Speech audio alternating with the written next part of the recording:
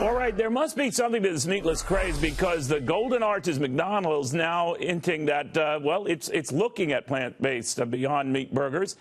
They were being first tested in Canada, some other markets around the country, and now they might take this nationwide, potentially worldwide. That certainly has been helping Beyond Meat stock, surging double digits yesterday and continuing today. The former McDonald's USA CEO, Ed Rensi. Ed, I guess this trend is real. It's palpable. I'm just wondering, what does it mean for McDonald's? Does it steal from existing beef burgers or what? I don't think so. I think it's going to be a great addition. It takes people who have vetoed visits because they are vegans or vegetarian, and this gives them an opportunity to have a burger. I'm a little confused sometimes why they want it to taste like hamburger and not just have a vegetarian offering. But I think McDonald's is doing something brilliant because they're calling it a PLT, which is plant, lettuce, and tomato, and not trying to call it something that it's not. I think it's a wave of the future. I don't think it's going to be like gluten-free is. Gluten-free is falling off the cliff like a rock right now. I see that. I think this is here to stay. Yeah, there's something about it, and I've tasted these things, and they do taste like the real McCoy, but you're quite right. The appeal seems to be in tasting like the real McCoy, and it's not like the old days where people who were, into this were perfectly willing to accept something that, for example, tasted like cardboard. This does not. So I'm wondering if that's changing. I think that the technology in the food science is going to enhance the taste and the dietary benefit of this thing.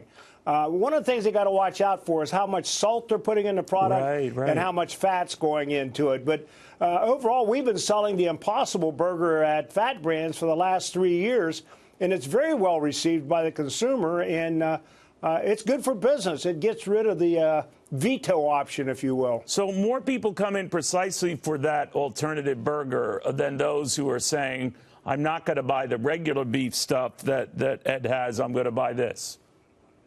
Well, one of the things you got to look at in this category of restaurants, for example, McDonald's has north of 75% of their business going through the drive-thru.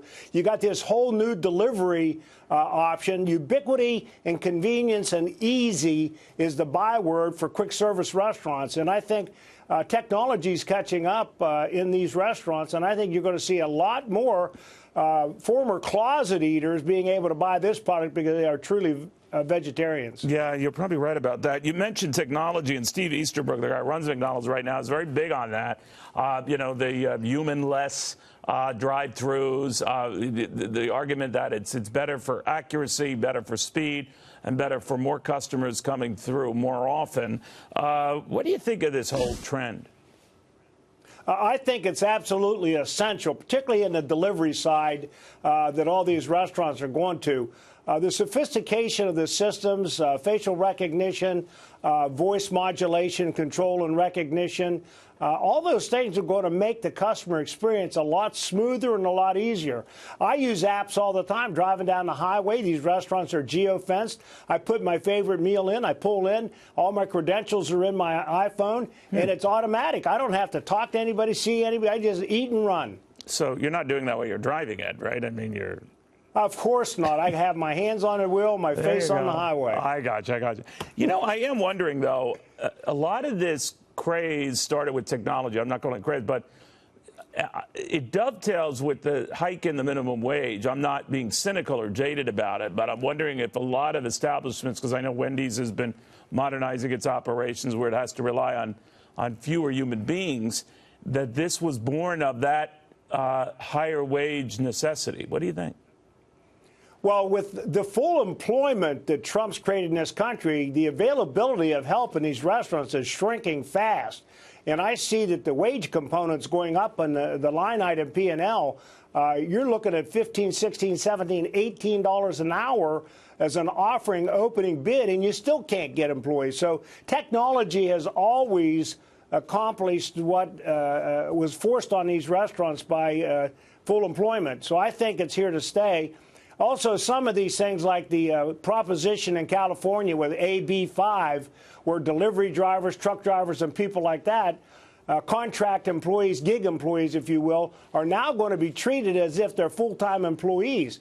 With the change in the overtime category increasing to $35,000. All these costs are going up, and something's got to give. And what's going to give is there are going to be less people and more technology. The underlying economic environment still sound to you, and then still supportive of the forget fast food, just retail in general? Yeah, I think so. I am belly to belly with consumers every day in these restaurants and talking to franchisees and people like that. And they're very invigorated, feeling very positive about what's going on in their community. In fact, I was with a McDonald's franchisee about an hour and a half ago, and they're optimistic. They're putting new equipment in their restaurant. They feel very good about what's going forward in the restaurant industry. When you say belly to belly, you don't have a belly, Ed. I mean, but whatever. I know the analogy. I see where you're going. Ed Rensi, the former McDonald's USA CEO, much more on these trends that are